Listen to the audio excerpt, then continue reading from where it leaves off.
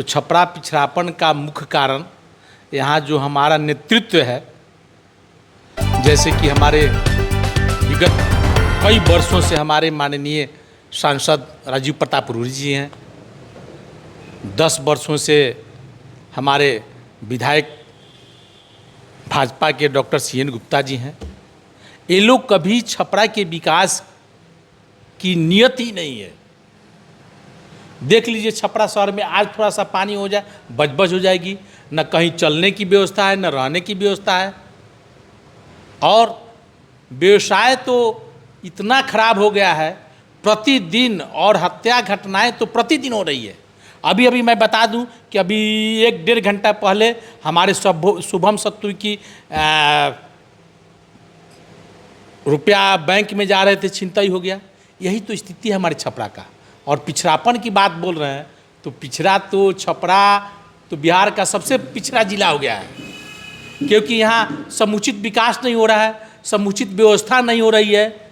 इसलिए मैं इसका पिछड़ेपन का मुख्य कारण यहाँ माननीय सांसद और माननीय विधायक को मैं देना चाहता हूँ कि यहाँ चरणबद्ध तरीके से छपरा का विकास नहीं। क्या उनको जिम्मेदार मानते हैं आप?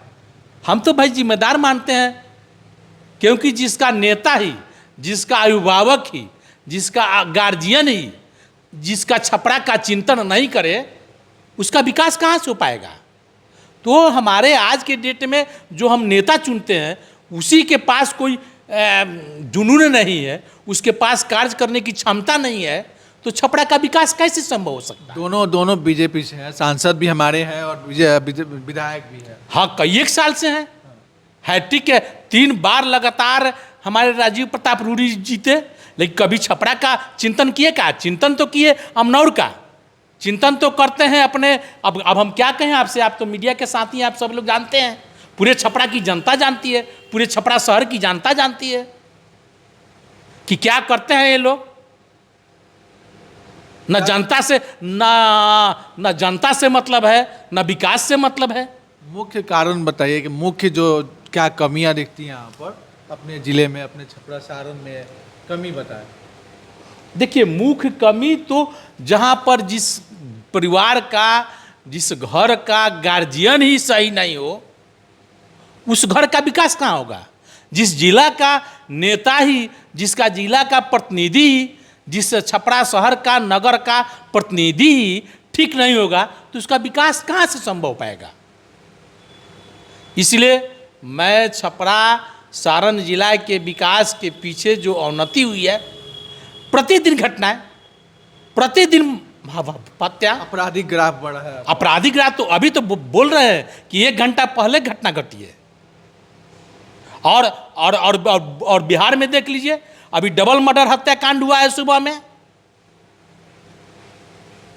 एक मुखिया और एक वार्ड प्रतिनिधि का हत्या हुआ है। तो बिहार में तो कहीं ना कहीं, खास करके आपका छपरा तो अपराधी का हब हो गया है।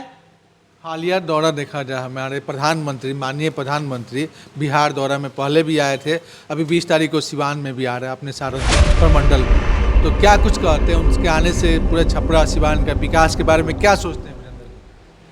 माननीय प्रधानमंत्री जी आ रहे हैं, हम लोग उनका स्वागत करते हैं, क्योंकि हमारे भारत के प्रधानमंत्री हैं। लेकिन प्रधानमंत्री जी के आने से हम लोगों को क्या लाभ? केवल जुमलेबाजी से सारण प्रमंडल का विकास नहीं होगा।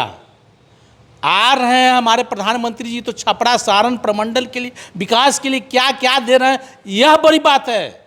और बिहार की जनता तो नकार चुकी है। पिछले बार आप लोगों ने देखा है, आए थे तो उनका रैली फ्लॉप हो गया था। तो इस रैली को सफल बनाने के लिए आज घर घर देख रहे हैं ना, निमंत्रण पत्र बांटा जा रहा है। केवल निमंत्रण पत्र ही नहीं बांटा जा रहा है, सारे कर्मियों को, छपरा, सिवान, गोपालगंज के सारे कर्मियों को बुलाया जा रहा है। क्या टारगेट दिया गया है? हर एक विभाग में टारगेट दिया गया है। कोई पदाधिकारी ऐसा नहीं बोल सकता है, लेकिन मुझे जानकारी है कि हर एक विभाग में टारगेट दिया जाए, चाहे आशा कार्यकर्ता हो या ब्लॉक के कर्मी हो, सभी लोगों को टारगेट दिया गया है कि अपने गाड़ी से ले करके वहाँ पहुँचाना है। क्या हम लोग किस बुनियाद पर? सूचना मिली है, हम लोग गुप्त सूचना मिली है कि हर एक आशा कार्यकर्ता को, हर आंगनवाड़ी को, हर एक डिपार्टमेंट के लोगों के द्वारा वहाँ पहुँचाना है। यही तो जुमलेबाजी है। जो और- प्रतिनिधि हैं, जो बीजेपी के प्रतिनिधि हैं, तो वो प्रतिनिधि चाहे वो कहीं भी किसी भी सिवान हो, छपरा हो, वो प्रतिनिधि क्या कर रहे हैं उसके लिए बताएं। वही प्रतिनिधि तो जब बिहार की जनता ने माननीय प्रधानमंत्री को नकार दिया, तो अभी यही प्रोग्राम चल रहा है कि किसी तरह वहाँ कर दिया जाए। लेकिन इससे जनता नहीं, जनता तो जाएगी, लेकिन उसमें 10% भी मैं दावे के साथ कहता हूँ कि जो भी जनता वहाँ पहुँचेगी उसमें 10% भी उनके समर्थक नहीं रहेंगे। केवल खाना पूर्ति के लिए बाहर से लोगों को मंगाया जा रहा है।